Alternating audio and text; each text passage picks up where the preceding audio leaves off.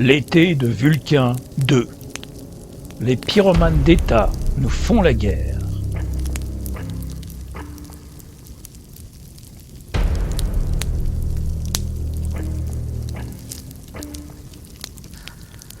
Celui qui contrôle le climat contrôle ce monde. Est-ce bien compris ou toujours pas? Et si, au lieu de s'adapter au froid, on essayait de le faire disparaître, de réchauffer le Grand Nord? L'humanité rêve depuis toujours de contrôler le climat. Ensemencement des nuages au Japon en 1958. Cette paranoïa motive la poursuite d'expériences que le Pentagone baptise désormais « guerre climatologique ». En pratique, on tente de modifier la météo localement en perfectionnant les techniques d'ensemencement des nuages. L'armée américaine réussit ainsi à noyer la piste Ho Chi Minh.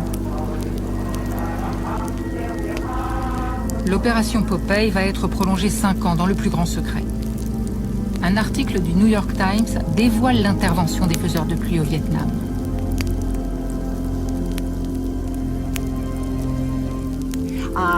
Pour être sûr que telle armée va manquer de vivres, on peut provoquer une sécheresse pour détruire les cultures. Si nos avions sont bloqués au sol par le brouillard, on dégage le ciel. Et si on veut immobiliser l'aviation ennemie, on noie leur aérodrome dans le brouillard. Et le plus fort, c'est que personne ne peut nous accuser.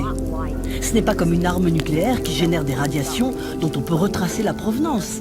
Ici, personne ne peut rien prouver. C'est pourquoi je souhaite que nous puissions créer une force européenne de protection civile qui mettra en commun nos moyens de secours et d'intervention, qui permettra ainsi de répondre aux catastrophes de moins en moins naturelles, des incendies aux ouragans, des inondations aux séismes. De répondre aux catastrophes de moins en moins naturelles, des incendies aux ouragans, des inondations aux séismes. Pour reprendre un terme qui a été beaucoup utilisé, si vous n'êtes plus Jupiter, vous êtes devenu qui alors? J'ai jamais revendiqué cette comparaison mythologique. Mais je le disais, si certains avaient voulu me voir comme tel, c'est plus Vulcain, c'est-à-dire à la forge. Non, je suis engagé au service du pays. Vulcain, Vulcanus, Vulcanus en latin, est le dieu romain du feu, des volcans, de la forge, et le patron des forgerons. Il incarne non seulement le feu bienfaisant, source des industries humaines, mais aussi le feu destructeur dont il peut précipiter ou suspendre le cours. Sous le surnom de Mythis, le doux ou Quietus, le tranquille, il est celui qui peut éteindre les incendies.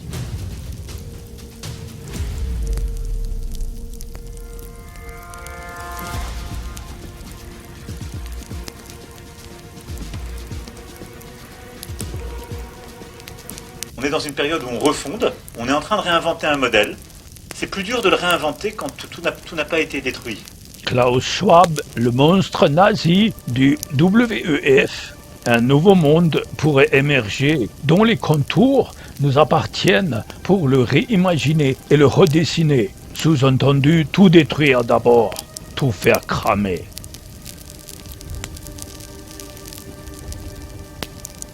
Trump prétend que les gens veulent vivre à côté des data centers, des centres de données. Il supplie d'en avoir, et franchement, ce sont des communautés intelligentes, parce que ça veut dire un nombre énorme d'emplois, très peu de vraies perturbations. Bordeaux Smart City, une métropole connectée, innovante et durable au service de ses citoyens. L'objectif 2030. 2030, une métropole intelligente, durable et humaine, avec QR code. Gironde, un parc solaire géant, prévoit de remplacer 700 hectares de forêt. 42 000 hectares brûlés en Gironde, une surface inédite depuis 1949.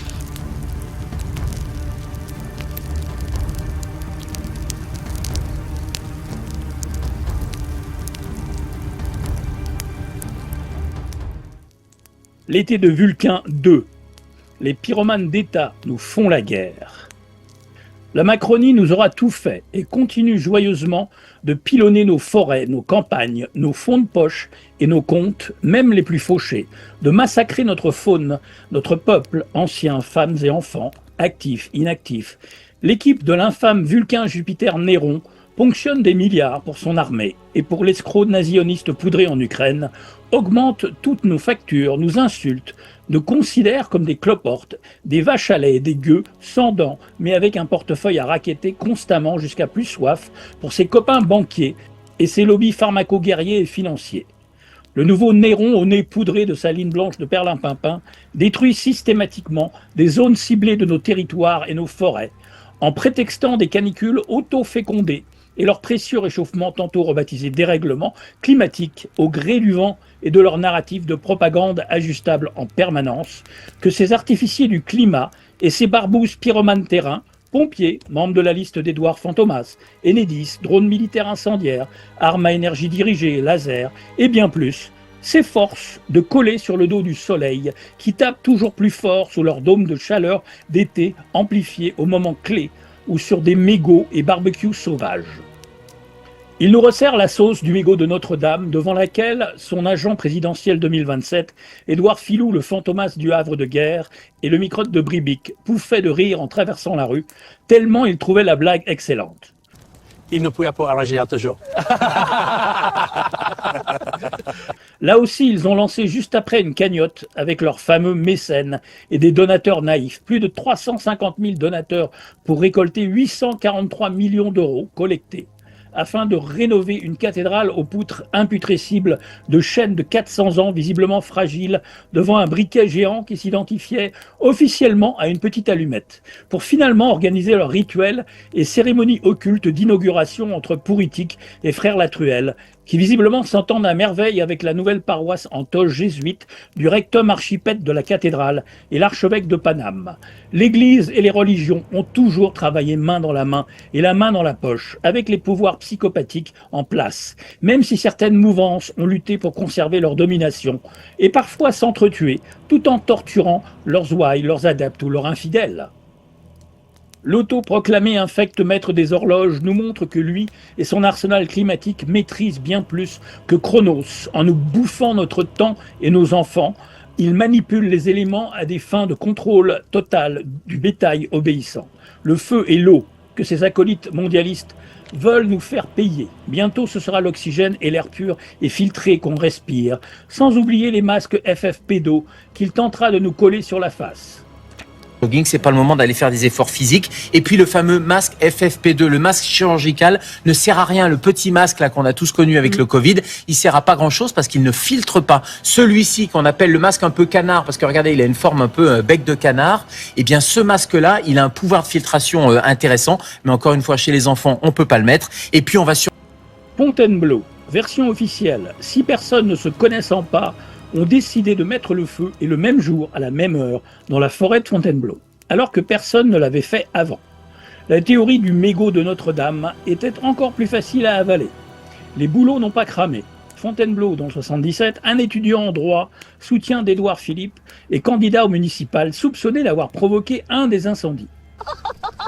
We did it! We actually did it! Le projet Fontainebleau. Fontainebleau, forêt ancienne et laboratoire du futur. Le projet de recherche forêt. Cagnotte, données. Une cagnotte pour reboiser la forêt.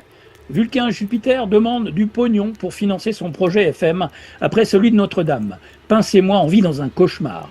402 pyromanes arrêtés. Les incendies en France. Laurent Nunez, sinistre de l'intérieur, annonce 402 interpellations. Il fait un point de situation sur les incendies. C'est fou ce réchauffement climatique à 2 vitesses. LCI nie que ce soit d'origine criminelle, c'est forcément le réchauffement avec tous ces pyromanes. À date, nous sommes à 402 interpellations par les forces de sécurité intérieure, donc de mise à feu, soit criminelle, soit par involontaire, mais par imprudence, négligence. Et ça représente 156 mineurs, et nous avons 36 personnes qui sont en détention, soit qu'elles aient été condamnées, soit qu'elles soient en attente de jugement. Il dispose officiellement des moyens de contrôler la météo depuis plus d'un siècle. Des budgets illimités sont alloués aux centres de données Il est donc facile de comprendre que les incendies de forêt sont une fois de plus simplement un outil pour remodeler le monde en une prison numérique de demain. Projet en 2022, puits de pétrole dans les Landes, centrales solaires, data centers, etc. Déjà à l'époque, leur stratégie est tellement grossière, l'aveuglement volontaire me fascinera toujours avec ses coquilles vides de sens et de bon sens. L'agenda 2030 n'est pas une simple coïncidence. Après Hawaï et Los Angeles, voici la Gironde. La preuve que même lorsqu'on brûle nos maisons sous faux drapeau d'un changement climatique imaginaire, les victimes restent crédules. À l'ère où l'on peut modifier le climat depuis plus de 100 ans et donc faire pleuvoir sur commande, c'est dire à quel point c'est prémédité, mais surtout, cela prouve que ce genre de technologie n'est pas utilisé d'une façon bienveillante. Canicule, tempête, feux de forêt, tremblements de terre, etc. Je citerai un passage de la chronique récente de mon ami Stéphane L'émerveilleur, intitulée « Souffre-rance », publiée le 27 juillet. La souche pleure au sein des flammes, les animaux fuient, par peur, et la roche cristallise ses émotions sous l'ignition infernale, puisque le projet de ceux qui sèment le chaos pour que nous récoltions la tempête reste de nous voir courber l'échine jusqu'au dernier, manifestant alors notre soumission totale, un plein consentement qui produit ce nectar précieux, cette pouture maléfique destinée aux faux dieux dévorés par la vanité de leur toute-puissance, en proie à une transe bipolaire sans limite. Je tiens à ajouter que nous assistons à une catastrophe provoquée et un écocide de tout le vivant, faune et flore comprises, sans précédent en France. Les psychopathes doivent répondre de leurs crimes coûte que coûte, et ce n'est pas à nous de payer à leur place. Les retardants anti-incendie sont une arme à double tranchant, constituée principalement de phosphate d'ammonium, proche des engrais agricoles, et de plusieurs additifs chimiques. Ils permettent de freiner efficacement les flammes, mais lorsqu'ils atteignent les sols ou les cours d'eau, ils peuvent favoriser l'eutrophisation, perturber les écosystèmes et laisser une empreinte durable sur la biodiversité. C'est une stratégie détournée pour empoisonner la faune, les sols et les cours d'eau, bombarder et les rendre stériles. Exemple de la mauvaise foi et de la mauvaise volonté d'éteindre les feux. Témoignage d'un commandant de Canadair, Grégory Pratt. J'ai demandé des renforts aériens qui m'ont été refusés car aucun appareil n'était disponible pour cela. Il y a un immense problème de priorisation de l'argent des Français. En préférant dépolluer la Seine pour 3 épreuves olympiques, l'État a fait des choix qui ne peuvent qu'interroger. Citation de mon ami Alain Scholler. Cela fait partie de la fin de l'exécution de l'agenda 2030 visant à réduire drastiquement l'utilisation de carburants fossiles, à soumettre les peuples à un contrôle permanent et à réduire leur mobilité, à nous raccrocher encore un peu plus du modèle totalitaire chinois de gouvernance, à sidérer, à diviser et que sais-je encore. Ces informations essentielles sont occultées par tous les médias mainstream. La Chine a dévoilé un camion de pompiers capable de combattre les incendies de forêt avec des drones. Le véhicule embarque 10 drones capables de décoller en quelques secondes pour larguer des bombes d'eau directement sur les premiers foyers d'incendie. L'objectif est d'intervenir immédiatement là où les camions et les moyens aériens classiques mettent parfois de longues minutes à arriver. En cas de départ de feu, ces premières interventions peuvent faire toute la différence en limitant la propagation des flammes avant l'arrivée des équipes au sol. Ces informations confirment ma récente dénonciation, celle d'Alain Scholler, du refus des autorités publiques en France et ailleurs de focaliser les actions et les investissements destinés à éviter les grands incendies sur l'utilisation de technologies disponibles, drones et satellites, qui permettent de s'attaquer aux feux naissants avant qu'ils ne prennent de l'ampleur. Pour reconnaître le visage d'une personne et la tuer, satellites et drones sont disponibles depuis belle lurette. Mais pour détecter les feux naissants et intervenir, ça sera pour 2030, messieurs Klaus Schwab et Emmanuel Macron. Allez-vous encore accepter longtemps cette dictature orwellienne ? Désobéissance, on n'est pas des gamins. Si les gens veulent provoquer un départ de feu, ils le feront. 17 000 départs de feu cette année. Pour tous les autres, sauvez des vies, buvez votre café assis, signez votre auto-attestation et surtout restez chez vous par 40 degrés et crevez la bouche ouverte. Personne dans la nature pour signaler ces départs. C'est sûr que ça ira mieux puisqu'on fait tous confiance à notre gouvernement. Le système de vigie a été abandonné pour les feux. Pourquoi ? Le changement climatique a bon dos, et le pire c'est que ça marche. Incendie, la Terre se réchauffe. C'est normal, dixit la télé et les PNJ. C'est leur projet. détruire la France en premier, ensuite l'Europe, détruire les cultures et élevages pour affamer les populations, détruire la nature au cas où des petits malins trouveraient à y subsister. C'est une destruction savamment orchestrée par des marionnettes criminels psychopathes. Un sous-traitant d'Enedis à l'origine d'un départ de feu. Les barbouzes du Linky forcé dans le cou. C'est toujours pas assez clair ? Forage d'eau dans le Médoc. Les forestiers dénoncent le silence radio de Bordeaux Métropole. Le 14 mai 2026. Article de Julien Lestage. Bordeaux Métropole envisage de créer un réseau de 14 forages pour prélever 10 millions de mètres cubes d'eau par an dans le sud Médoc, afin d'alimenter l'agglomération et réduire l'exploitation de la nappe surexploitée de l'Éocène. Les sylviculteurs, regroupés dans l'AMAF, s'opposent fermement à ce projet, craignant des impacts sur l'équilibre hydrique et la forêt. Ils dénoncent un silence radio de la métropole depuis plus d'1 an et réclament plus d'études et de transparence. Face aux critiques, le nouveau vice-président de Bordeaux Métropole, Jérôme Pessina, s'engage à relancer une concertation. Le dossier soulève la question du partage de l'eau sur un territoire confronté au dérèglement climatique. Bordeaux Métropole veut puiser de l'eau dans le sud du Médoc pour sécuriser son approvisionnement.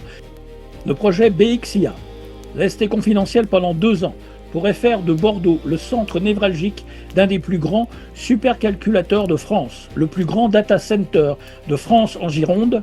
La course au data center IA s'accélère en France et la Gironde vient de se placer en première ligne. À Gauriaguet, sur la zone d'activité de la Marquette, à cheval entre Gauriaguet et Peugeard, à une 30aine de kilomètres de Bordeaux, le promoteur Altarea et l'opérateur américain Vantage Data Centers portent ensemble un projet de campus numérique d'envergure nationale. Concrètement, c'est une infrastructure dimensionnée pour les charges de calcul intensives liées à l'IA et au cloud, avec une puissance raccordée de 400 MW déjà sécurisée. Pour comparaison, le Paris Digital Park de Digital Realty à la Courneuve est la référence actuelle du secteur en France et plafonne à 90 MW selon TF1 Info. Pour 40 000 m², 630 000 serveurs et 5 000 km de câbles. Le Cap Ferret des milliardaires est le tri territorial ou l'exclusion sociale qui nous rappelle l'apartheid de Coco Grovide. Sébastien Le Cornuto vient d'expliquer aux 700 habitants du Porge, dont 183 maisons ont cramé, pendant que les moyens filaient protéger la presqu'île chic du Cap Ferret, que leur douleur est instrumentalisée par des complotistes. Pratique. Dès qu'un sinistré qui a tout perdu ose demander pourquoi les secours sont allés ailleurs, ce n'est plus une question légitime, c'est un complot. Ça évite soigneusement d'avoir à répondre sur la chronologie des décisions, non ? Le même premier sinistre affirme dans la foulée que les incendies sont globalement sous contrôle. En France, sous contrôle pour qui exactement ? Pour les 700 familles qui envisagent une plainte pénale contre l'État ou pour son agenda médiatique du dimanche ? Cela mérite d'être partagé et surtout cela montre le total désintérêt de ces créatures pour les victimes, ramenées encore et toujours à choisir d'autres coupables. Quelle bassesse! Ceci me fait penser à Maui à Hawaï, vue aérienne de quartiers et maisons détruites par le violent incendie qui a traversé le Porge en Gironde. L'incendie qui a embrasé les pourtours du bassin d'Arcachon et menaçait désormais les abords de la métropole de Bordeaux a ravagé 42 000 hectares de surface brûlée. 220 000 personnes au total ont été évacuées en Gironde, soit l'une des plus grandes évacuations jamais organisées en France à la suite d'incendies. Le Porge est technologie, coïncidence ou pas. La commune du Porge en Gironde abrite la station d'atterrage du câble sous-marin transatlantique Amitié. Quelques repères sur ce projet, infrastructure. Long de près de 6800 km, il relie directement Lynn, dans le Massachusetts, aux États-Unis, au Porge, avec une bifurcation vers Bude au Royaume-Uni. Acteur, il a été financé par un consortium regroupant Meta, Facebook, Microsoft, Vodafone et Aquacoms, avec Orange comme opérateur d'atterrage sur le littoral français. La technique, pour préserver l'environnement littoral et la dune, le câble arrive via un forage dirigé, tunnel, creusé à 20 mètres sous la plage. Les données sont ensuite acheminées vers les data centers de la métropole bordelaise. L'incendie qui a ravagé la Porge avec une intensité étonnante a-t-il un lien avec des projets qui ne sont pas encore connus ou est-ce seulement une coïncidence ? À suivre. Un influenceur à succès, donc favorisé par les algorithmes du système, qui est expatrié et qui vend des astuces financières en ligne, conseille à tous les Français de s'exiler, dénonce l'agenda criminel derrière ces incendies. Quelle coïncidence ! Torture et production de louches via leur révélation de la méthode et leurs aveux publics attitrés. On vous nique en plein jour devant vos yeux et on vous le confirme. Continuez à boire avec vos pailles en papier pour sauver la planète GIEC WEF de Tonton Schwab. Il fait des millions de vues. Une manière de nous le dire officiellement par sa voix adoubée par les algorithmes. Sous-entendu, vous allez faire quoi maintenant pour nous arrêter et nous buter, nous les psychopathes au pouvoir qui allons continuer à vous arnaquer, massacrer et racketter les vaches à lait de contribuables. Les fact-checkers, payés par les lobbies du système de prédation, utilisent l'intervention de ce même influenceur pour débunker les liens évidents entre la géolocalisation exacte de certains de ces projets et les emplacements précis où les milliers d'hectares ont cramé. Ce besoin de camoufler et ridiculiser ce qui saute aux yeux depuis au moins Notre-Dame et bien avant. Ils veulent même nous faire croire ce genre de conneries. C'est extrêmement rare comment un simple pigeon a déclenché un incendie en Dordogne. Dans la commune de Génie, en Dordogne, un pigeon a été tué après avoir heurté un poteau électrique, lundi 3 août. Ses plumes s'étaient embrasées une fois, l'oiseau atterri au sol, ce dernier a déclenché un feu désormais étouffé, mais qui a brûlé plus de 2,5 hectares de végétation. En fait, c'est nous qu'ils prennent pour des pigeons. On sait très bien que leur agenda se déroule pour installer des panneaux solaires, pour monter des éoliennes, pour ouvrir des data centers, pour faire du fric. Ils sont prêts à tout sacrifier. Nos maisons, nos animaux, nos forêts, nos vies, en organisant une pénurie monumentale de moyens, parce que c'est plus difficile de reconstruire quand tout n'a pas été détruit à 10 microns. La réponse du peuple français devrait être appropriée.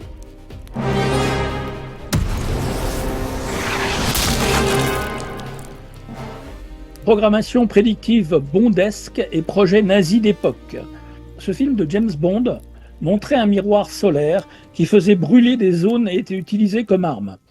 Il s'agit de Meurs un autre jour, Die Another Day, le 20e film officiel de James Bond avec Pierce Brosnan. Dans ce film, l'arme s'appelle Icarus, Icar. Il s'agit d'un immense satellite équipé de miroirs qui concentre l'énergie solaire sur un point précis de la Terre. Le faisceau peut incendier des zones entières, faire fondre des structures et servir d'arme stratégique. Le principal antagoniste, Gustav Graves, prévoit de l'utiliser pour détruire la zone démilitarisée entre les deux Corées afin de permettre une invasion. Le concept est inspiré d'une idée réelle, parfois évoquée depuis des décennies, utiliser des miroirs spatiaux pour réfléchir la lumière du Soleil.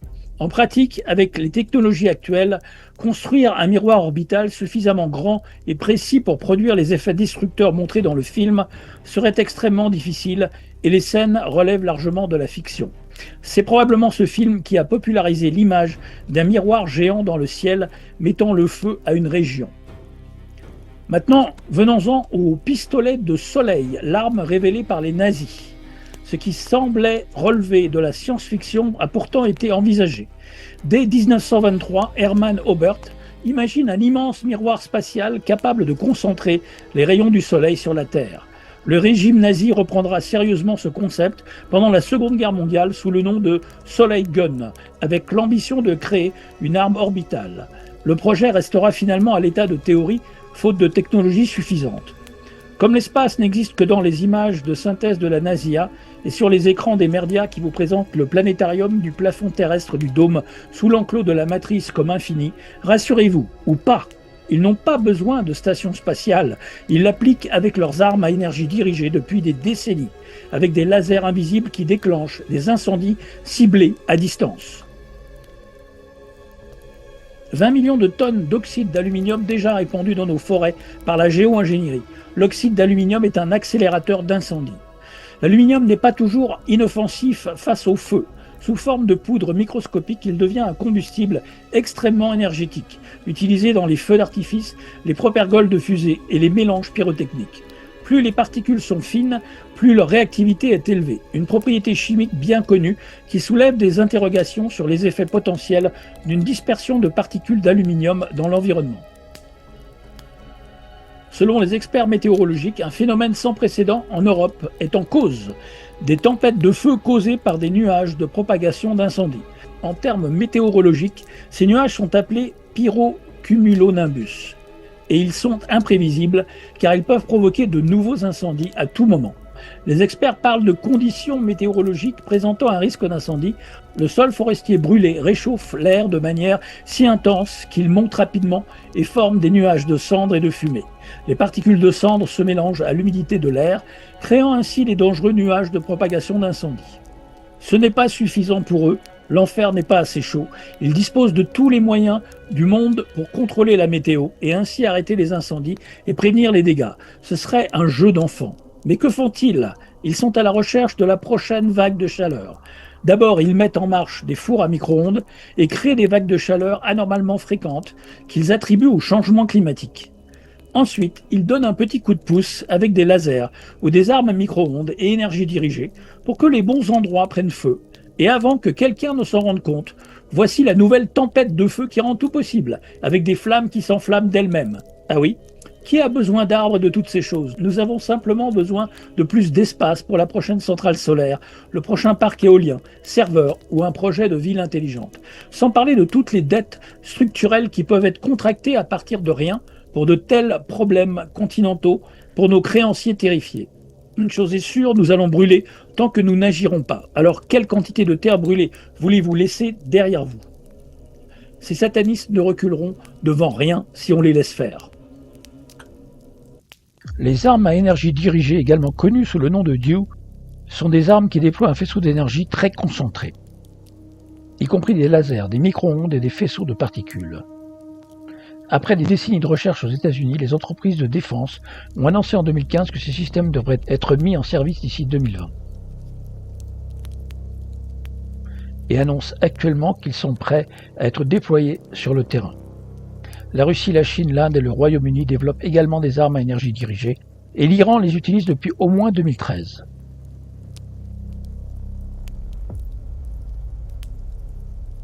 En 2019, la Turquie était la première à déployer officiellement cette technologie au combat, en affirmant avoir abattu un drone de fabrication chinoise fourni à l'armée nationale libyenne. Le 16 septembre, le secrétaire à la Défense Mark Esper a annoncé que la Chine et la Russie avaient déjà équipé des satellites d'armes à énergie dirigée. Pendant ce temps, dans l'espace, Moscou et Pékin ont transformé une arène autrefois pacifique en un domaine de guerre. Depuis quelques années, nombreux sont ceux qui se demandent si ces systèmes d'armes avancées ont quelque chose à voir avec les incendies sans précédent que nous avons connus ces dernières années. Les armes à laser sont capables de détruire la cible avec de la chaleur externe. Quant aux armes à micro-ondes, elles sont conçues pour pénétrer la cible par des antennes et des capteurs externes et enflammer les composants électroniques internes, les détruisant de l'intérieur. Cela pourrait expliquer comment des milliers de maisons vont rapidement brûler dans leur propre empreinte, tandis que les arbres qui les entourent survivent. Et cela pourrait expliquer les nombreuses voitures que nous avons vues complètement détruites avec des températures suffisamment élevées pour liquéfier le verre et le métal. Michael Janich, animateur de la chaîne Dutch Sense sur YouTube, étudie l'activité sismique de la Terre depuis 10 ans. Ces dernières semaines, il a découvert des images satellites qui montrent une propagation en distance égale des incendies qui se sont tous déclarés dans les mêmes 4 heures. 4 heures. Nous avons ici et ici une propagation en distance égale des incendies. Qu'est-ce qui peut bien causer une telle propagation? Eh bien, il n'y a que 2 choses, mère nature ou l'homme, n'est-ce pas? Il n'y a pas de tempête dans la région, on ne peut pas accuser une tempête. Alors qu'est-ce qui pourrait causer la propagation d'incendies à distance égale? Qu'est-ce que c'est à votre avis? Un tiers de l'Idaho. Il a également découvert ce qui semble être un faisceau de lumière visible dans le spectre infrarouge comme un micro-ondes. Le 8 septembre, on peut voir un faisceau de lumière dirigé vers l'incendie d'Olan, en Californie. Le faisceau semble exciter la signature thermique de l'incendie alors qu'il est maintenu sur la cible pendant plus de 2 heures. Les armes à énergie dirigée. Ces armes, lasers, micro-ondes, détruisent ou neutralisent des cibles sans nécessité de projectiles. Avantage, rapidité, puissance, utilisation continue. Inconvénient, sensible aux conditions météo, dispersion du faisceau, vulnérabilité au blindage électromagnétique. Projet en cours, Flamme et Blumlaz, France. Peresvet en Russie, Miracle aux États-Unis, projet en Chine et en Inde. Alerte incendie, les feux de 2026 en France. Des catastrophes naturelles ou des crimes organisés. Un constat accablant, des témoignages glaçants et des questions qui dérangent les puissants. Les incendies de juillet 2026 à Fontainebleau, en Gironde, dans les Landes, le Var et la Corse ne sont pas des accidents. Les observations de terrain, récupérées par des pompiers, des scientifiques indépendants et des habitants, révèlent des schémas de propagation anormaux, impossibles à expliquer par la sécheresse ou la négligence humaine. Des départs de feu sans cause identifiable. Des foyers apparaissent simultanément en plusieurs points sans cause identifiable, comme à Somos, Lège-Cap-Ferret, Biscarrosse ou Marche-Prime, où des flammes jaillissent du sol sans vent ni source de chaleur visible. Un pompier du SDIS 33 a confirmé. On a vu des flammes surgir, comme si quelque chose les avait allumées de l'intérieur. Pas de vent, pas de traces visibles, juste une chaleur soudaine et localisée. Des fronts de feu géométriques. Des zones brûlées en cercle parfait ou en ligne droite ont été filmées par des drones amateurs comme tracées au scalpel, avec des bandes de végétation intactes entre les fronts de feu. Malgré les largages massifs d'eau, certains feux reprennent vie en quelques minutes, comme alimentés par une source de chaleur persistante. À Biscarrosse, un pompier a décrit « Le feu a progressé en ligne droite sur 500 mètres, comme si un mur de chaleur avançait. Normalement, un incendie suit le vent, la pente, la végétation. » Des reprises de feu inexplicables, malgré les largages massifs d'eau et de retardants par des Canadair A400M et hélicoptères, certains feux reprennent vie en quelques minutes, comme si une source de chaleur persistante les alimentait. On a arrosé une zone pendant 2 heures. 1 heure après, les braises reprenaient, comme si on n'avait rien fait. Pompiers du SDIS 33. À Lacanau, des sols vitrifiés, comme après une exposition à des températures de plus de 1500 degrés, ont été observés alors que les feux de forêt classiques n'atteignent pas ces températures. C'est comme si on avait utilisé un chalumeau géant, a déclaré un expert en pyrométallurgie. Plusieurs témoignages, dont ceux de pompiers de Marche-Prime, décrivent des flammes bleutées ou blanchâtres, typiques d'une combustion à très haute température, comme celle générée par des lasers ou des micro-ondes. On a vu des flammes bleues, comme un chalumeau oxyacéthylénique. Dans un feu de forêt, c'est du jamais vu, pompier du SDIS 33. Un détail troublant et systématique. Alors que tout brûle autour, les piscines restent intactes, leurs structures préservées, comme si le feu avait contourné ces zones avec une précision chirurgicale. Ce phénomène a déjà été documenté lors des incendies de Maui à Hawaï en 2023 et au Texas en 2024, où des maisons réduites en cendres côtoyaient des piscines ou des voitures parfaitement intactes. C'est comme si le feu choisissait ce qu'il brûle, avait témoigné un pompier de Maui. Des arbres explosés de l'intérieur ont été retrouvés intacts en apparence, mais calcinés à cœur. Un bûcheron local à Lège-Cap-Ferret a expliqué « On a coupé un tronc, l'écorce était à peine noircie, mais le cœur était réduit en cendres. C'est physiquement impossible avec un feu de forêt classique. » Animaux carbonisés sur place, sans trace de fuite. Des chevreuils sangliers ont été retrouvés morts carbonisés mais toujours debout, comme s'ils avaient été frappés par une chaleur instantanée et localisée. J'ai vu un cerf brûler vif, les pattes encore en position de course, il n'avait pas eu le temps de fuir. C'était comme s'il avait été frappé par un éclair invisible, a dit un bénévole à Lenton. Des vétérinaires ont confirmé que certaines brûlures internes ne correspondaient à aucun phénomène naturel connu. Des ordres incompréhensibles de l'État. Pourquoi refuser l'aide ? Le gouvernement français refuse l'aide des civils et des pays étrangers sous prétexte que la situation est sous contrôle. Le plan déclassifié de l'armée de l'air américaine datant de 1996 visant à faire du climat une arme de guerre d'ici 2025. Vous êtes-vous déjà demandé si quelqu'un pouvait réellement contrôler la pluie, le brouillard, voire la foudre ? Cette étude déclassifiée de l'armée de l'air, Weather as a Force Multiplier, Owning the Weather in 2025, le climat comme multiplicateur de force, maîtriser le climat en 2025, exposait tout cela. Ce n'est pas une théorie du complot, ce n'est pas de la science-fiction, il s'agit d'un véritable document de planification stratégique datant de 1996. Voici exactement ce qu'il proposait. Contexte rapide, rédigé par des officiers de l'armée de l'air dans le cadre d'un projet à long terme intitulé Air Force 2025. L'objectif, faire du temps un outil militaire contrôlable, au même titre que les chars ou les drones, pour aider les forces armées et mettre des bâtons dans les roues de l'ennemi. Les 5 armes météorologiques. 1. La pluie à la demande, ouragan puissant. 2. Contrôle du brouillard et des nuages. 3. Amplification des orages et de la foudre, même diriger la foudre vers des cibles choisies. 4. Domination de la météo spatiale, chauffer la haute atmosphère pour créer des miroirs qui brouillent les radars, les GPS et les communications ennemies. 5. Les nano-nuages intelligents, de minuscules particules auto-organisées qui forment de faux nuages, bloquent les capteurs et créent un climat virtuel pour tromper l'ennemi. Tout cela serait géré par un futur réseau météorologique mondial, des superordinateurs et des capteurs permettant de prévoir et de modifier l'atmosphère en temps réel. Le grand avertissement de cet article, celui qui maîtrisera cette technologie en premier, remportera la bataille. Posez-vous maintenant une question très importante. Nous avons été témoins de toutes sortes de guerres menées contre le peuple américain au cours des dernières décennies et plus particulièrement ces dernières années. Sommes-nous censés croire que cette technologie n'a jamais été utilisée contre nous ? Des ouragans qui, comme par magie, s'arrêtent au-dessus d'une région et déversent en une seule journée l'équivalent d'une année de pluie ? Une meilleure question, s'ils peuvent manipuler et diriger le temps à des fins de guerre, pourquoi ne l'utilisent-ils pas pour empêcher les catastrophes naturelles ? Le clin d'œil satanique dans le buzz des incendies. Le voici, pour bien comprendre à qui on a affaire. Incendie en Gironde, les dessous de la photo de vacancier qui contemple le nuage de fumée, devenu le symbole planétaire de cette catastrophe.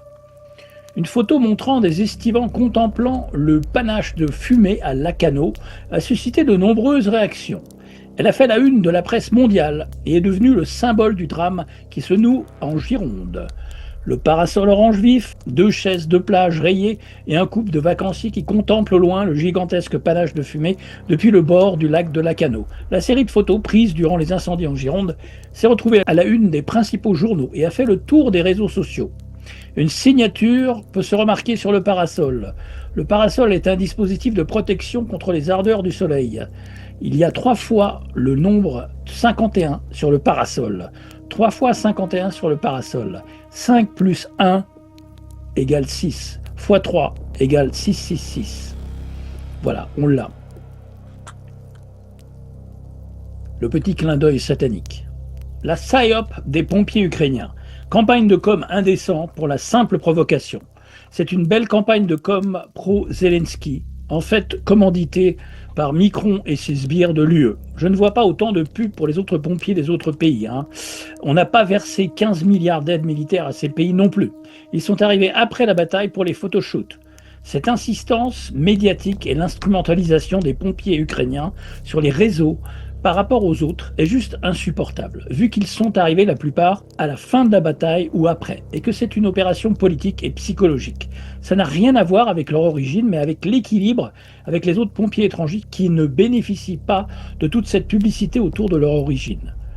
Tout ceci ne justifie pas de nous piquer des milliards pour blanchir cet argent ou permettre à ce poudré nazi de Zizinski, Pianobit, de s'acheter des Dacia. Le respect fonctionne dans les deux sens, mutuellement. C'est pas parce que t'es pompier qu'on a le droit de se la fermer au nom du sacro-saint respect.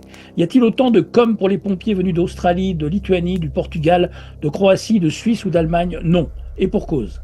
Des psychopathes de la Macronie qui ont refusé des financements pour des Canadaires au profit des néo-nazis en guerre de l'Ukraine et de l'UE ne peuvent pas exploiter leur statut en guerre à arroser de fric piqué aux contribuables, donc plus méritants que tous les autres. Continuons à leur envoyer du pognon, ils s'apprêtent à décerner le prix Nobel de la paix à Zizinski. Les cons, ça hausse tout. Moi aussi, je peux faire de la com comme les pompiers du Pianobit ukrainien. Nettement plus spectaculaire, n'est-ce pas? On y croit, hein? Mégaferme un saumon. Le projet contesté est autorisé par la préfecture de Gironde. En tout cas, c'est pas Sophie Broca, l'inénarrable préfète de la région Nouvelle-Aquitaine et accessoirement écrivain de bouquins de fesses, qui va améliorer l'image des préfets qui, depuis leur collaboration sans borne de la dictature nazitaire pendant le Coco, et les agriculteurs et bénévoles voulant aider refoulés, nous offrent un véritable festival. Un des objectifs même plus cachés au-delà des projets et des cagnottes récoltées, c'est de créer le contexte et les prétextes pour que leur raquette d'État et transnationale continue. Ils fabriquent des crises pour continuer à nous plumer pire que jamais. La canicule coûte 240 milliards à la France. Quand les milliards deviennent un argument politique, le citoyen a le devoir de poser les vraies questions. Comment ces chiffres sont-ils calculés? Qui les produit? Qui en profite? Et pourquoi la solution proposée consiste-t-elle presque toujours à demander davantage d'argent aux contribuables? Des milliards annoncés, des milliards réclamés. Les citoyens sommés de payer. Avant de signer le chèque, exigeons les preuves.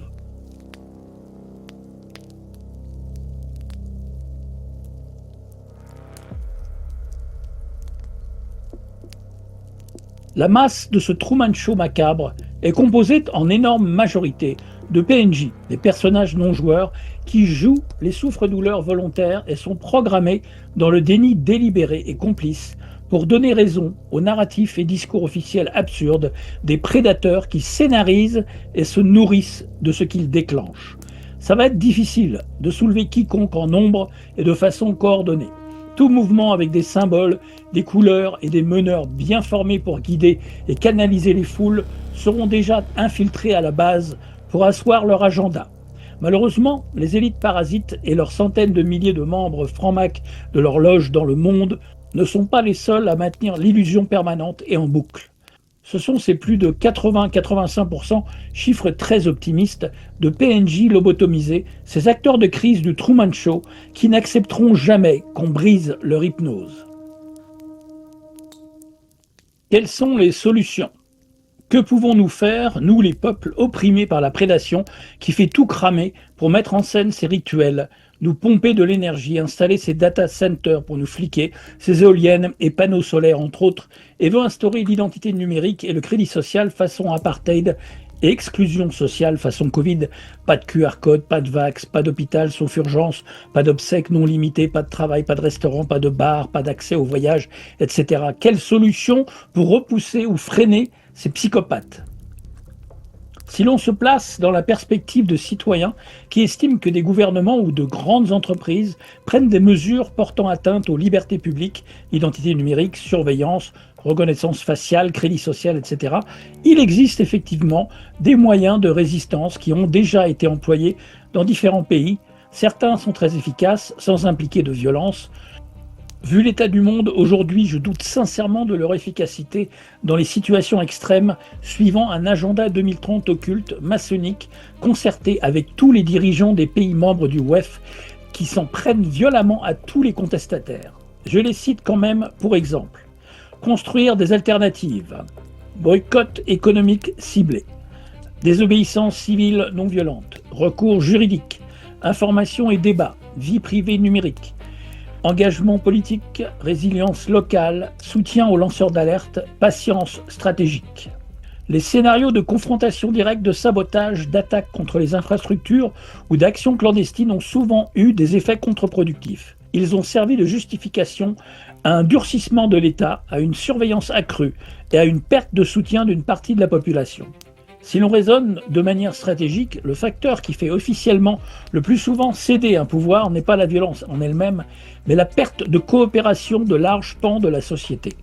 Sauf que, quand plus de 85% de la société est composée de PNJ lobotomisés, au service du discours officiel, au détriment de leur propre santé, intégrité physique ou survie et la survie de leurs proches, aucun de ces arguments ne tient debout pour ce qui s'en vient.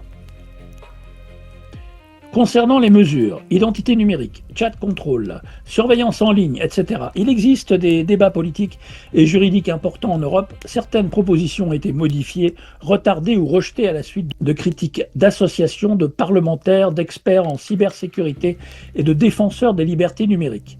Cela montre que les décisions ne sont pas figées et peuvent évoluer sous l'effet de la mobilisation citoyenne. Je vous avoue qu'il y a énormément de bluff dans leur tactique pour effrayer les populations et les plus avertis d'entre nous, sans être parano, le deviennent au final. Si tout est verrouillé, que reste-t-il?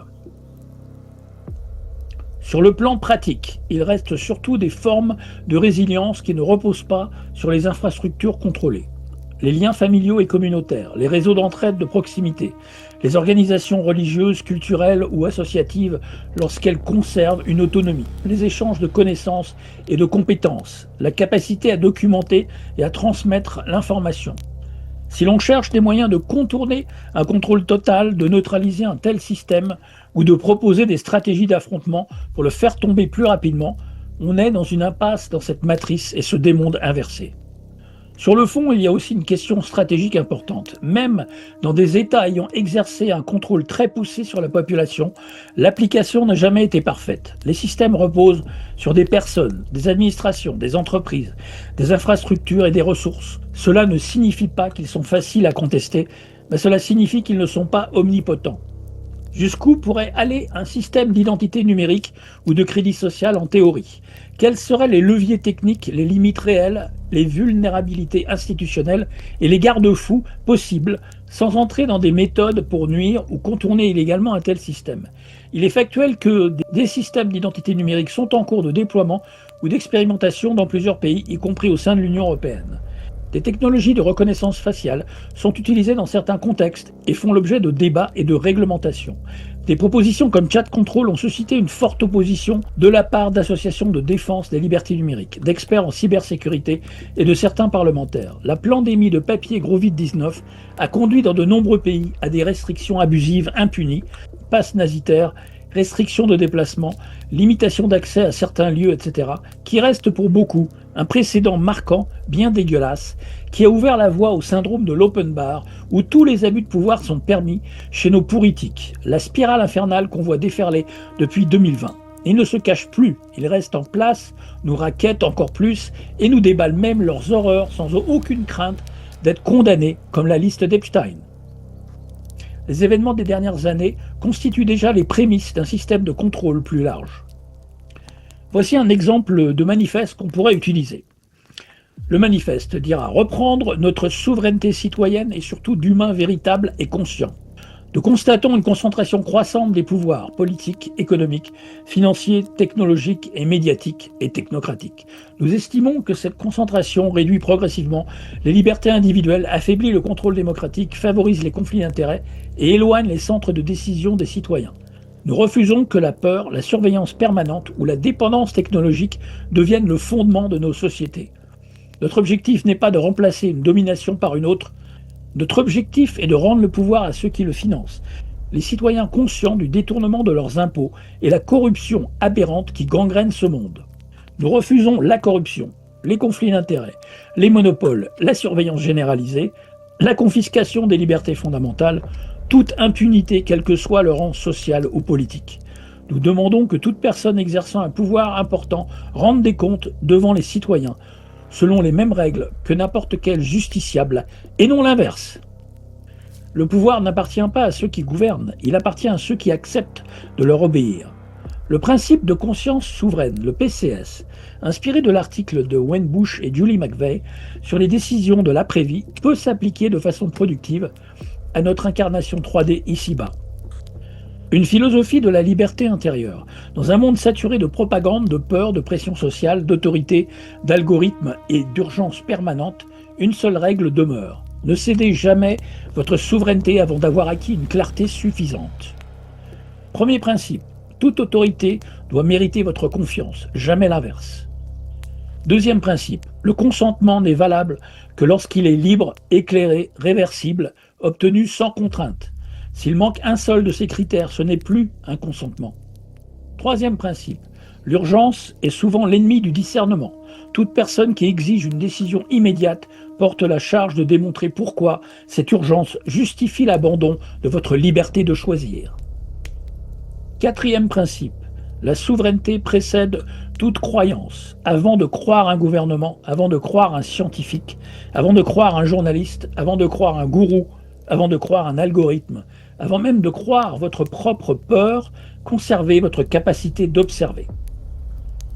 Cinquième principe, le doute n'est pas une faiblesse. Le doute est un mécanisme de sécurité. Sixième principe, la vérité ne craint jamais le débat. Toute idée qui interdit les questions devient une idéologie. Septième principe, une conscience souveraine ne délègue jamais définitivement son discernement. Elle peut écouter, elle peut apprendre, elle peut coopérer, mais elle garde toujours la possibilité de dire non ou pas encore. Huitième principe, la liberté commence dans l'esprit. Un être capable de penser par lui-même reste difficile à manipuler. 9e principe. Le pouvoir ne possède qu'une partie de votre vie. Votre conscience lui échappe tant que vous refusez de la lui remettre. 10e principe. Le PCS n'est ni une religion, ni un parti, ni une idéologie. C'est une méthode. Observer, comprendre, refuser les engagements irréversibles tant que la clarté manque, puis choisir librement. On entrevoit le prolongement politique au PCS, non pas sous forme d'un parti, mais comme un code de conduite individuel. L'article reste principalement centré sur la souveraineté face à l'incertitude métaphysique. On pourrait définir ce qu'est un acte de souveraineté. Demander des preuves avant d'accepter une affirmation. Distinguer les faits, les hypothèses et les croyances. Préserver sa capacité de revenir sur une décision lorsque de nouvelles informations apparaissent. Ne pas céder à la pression du groupe comme unique motif d'une décision. Accepter de suspendre son jugement lorsque les informations sont insuffisantes. Cela reste cohérent avec l'esprit du principe de conscience souveraine. Il ne prétend pas détenir la vérité, mais propose une manière d'aborder l'incertitude en préservant le discernement et la capacité de choisir. Ce qui peut constituer la déclaration de la conscience souveraine. La conscience précède toute autorité. Le discernement précède toute décision. La vérité accueille toujours le questionnement. Le consentement exige la liberté, la compréhension et le temps nécessaire à une décision éclairée. Toute autorité digne de confiance accepte la transparence, la contradiction et la reddition de comptes. Toute personne possède un droit inaliénable à penser, questionner, douter, apprendre, évoluer et choisir librement. La liberté de conscience constitue le fondement de toutes les autres libertés. Aucune urgence, aucune pression sociale, aucun pouvoir politique, économique, technologique ou religieux ne peut légitimement remplacer le discernement individuel. Une société véritablement libre protège la souveraineté de conscience de chacun. Préserver sa conscience, c'est préserver son humanité. Peu importe le sujet, la conclusion ramène toujours au même principe, préserver sa souveraineté de conscience. À terme, on peut structurer le PCS en une véritable philosophie autour de quelques piliers permanents. On pourrait présenter le PCS comme un principe universel, un peu à la manière d'une boussole éthique. Cela le rend plus intemporel et plus difficile à enfermer dans une étiquette politique. Par exemple, avant de consentir, je me demande, ai-je reçu une information suffisamment claire ? Ai-je le droit de refuser ? Puis-je revenir sur ma décision ? Cette décision est-elle prise librement ou sous la peur, la pression ou l'urgence ? Mon discernement est-il respecté ? Si une réponse est non, le PCS inviterait à suspendre son consentement jusqu'à obtenir davantage de clarté. Et je garderai une phrase fondatrice, très simple, qui pourrait devenir la signature du PCS. La conscience est le premier territoire de la souveraineté. Celui qui abandonne son discernement abandonne sa liberté. Nous sommes à un moment charnière et à la croisée du tournant technocratique dystopique que prend notre monde. Il est primordial d'aller au-delà et transcender ce sentiment d'impuissance ou de déni pour se cacher de nos responsabilités. Notre perspective métaphysique de notre jeu de rôle de plus en plus chaotique et absurde dans ce Jumanji terrestre doit réellement guider notre chemin et notre conduite vers la grande vie, vers un état de conscience permanent qui, même au sein de ce scénario de prédation extrême collectif et individuel, nous permettra de conserver notre dignité et un semblant de souveraineté, un état intime d'humanité encore intouchable et un degré de conscience inaltérable dans cette vie-ci et pour l'après. No pasarán.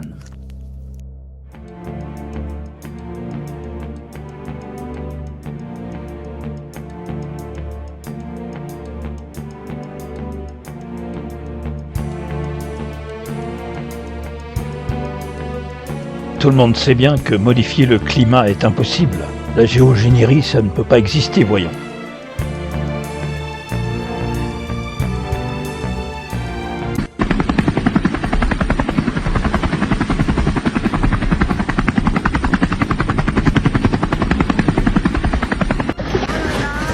Un bruit assourdissant. Le déluge de grêle est filmé par des habitants d'Aubenas en Ardèche, surpris par l'intensité de l'orage. Eux ont tout juste eu le temps de se garer sur le bas-côté. Ici, la grêle transperce la fenêtre. Sur les réseaux sociaux, des dizaines de photos de grêlons de plusieurs centimètres. L'orage n'a duré que quelques minutes, mais les dégâts sont importants. Des pare-brises, des vitres sont brisées. Rafales de vent, foudre, grêlons, d'autres orages ont aussi traversé la Charente-Maritime. Phénomène similaire en Bretagne ou encore en Dordogne, où les fortes rafales ont arraché plusieurs lignes électriques. Ce soir en Dordogne, 500 foyers sont toujours privés d'électricité. Des rafales à plus de 150 km/h à Port-le-Cat. Et de l'autre côté de l'étang, la puissance du vent a renversé plusieurs poids lourds sur l'autoroute A9, dans l'Aude. Des tonnes d'acier couchées sur le flanc, provoquant un énorme embouteillage. 1400 camions à l'arrêt et des centaines de voitures bloquées. Par mesure de sécurité, ce chauffeur a préféré s'arrêter sur cette aire de repos. Les camions qui sont renversés quand même. Une dizaine, j'en ai vu au moins 7 camions.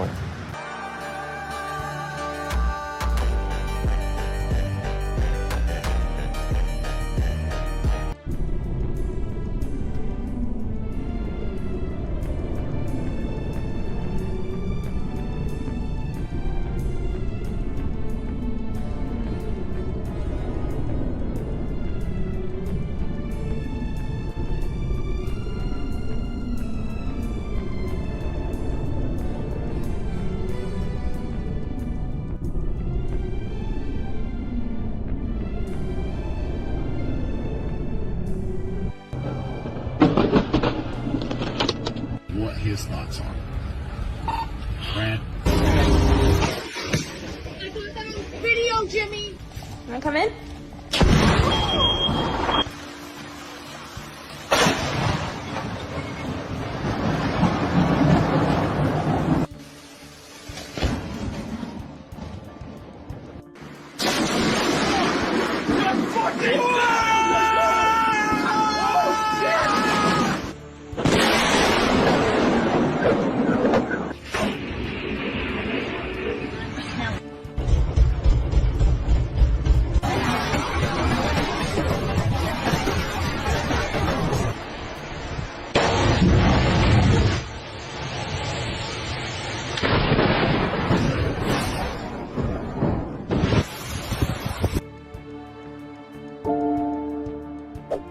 Maintenant, on a une intervention à échelle vraiment planétaire, et ça, c'est peut-être le type de géo-ingénierie solaire qui concentre le plus d'intérêt à la fois de la part de la communauté scientifique et puis de la part aussi du public, puisqu'il va s'agir de diffuser dans la stratosphère des solutions.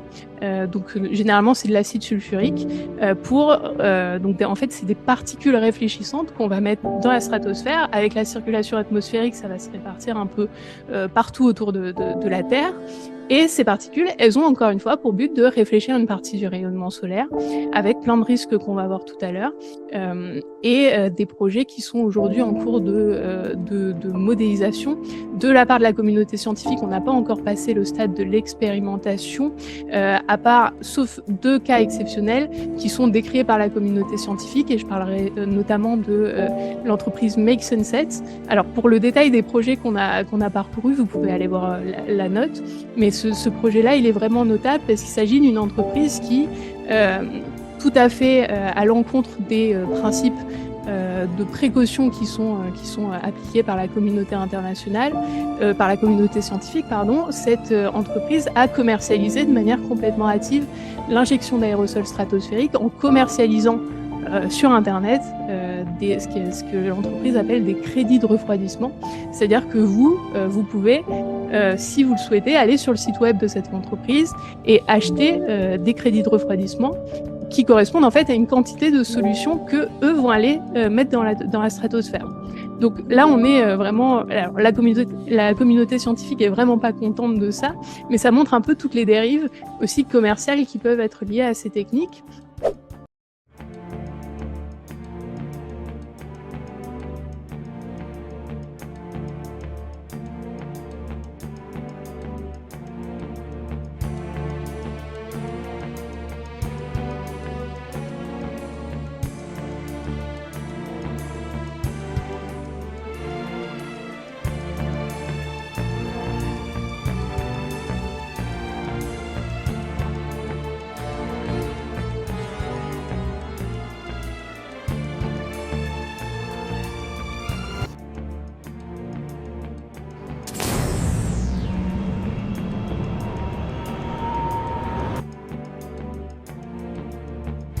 Une prison sans murs, terre accaparée, citoyens surveillés, liberté grignotée. À force de leur donner le pouvoir, que nous restera-t-il ?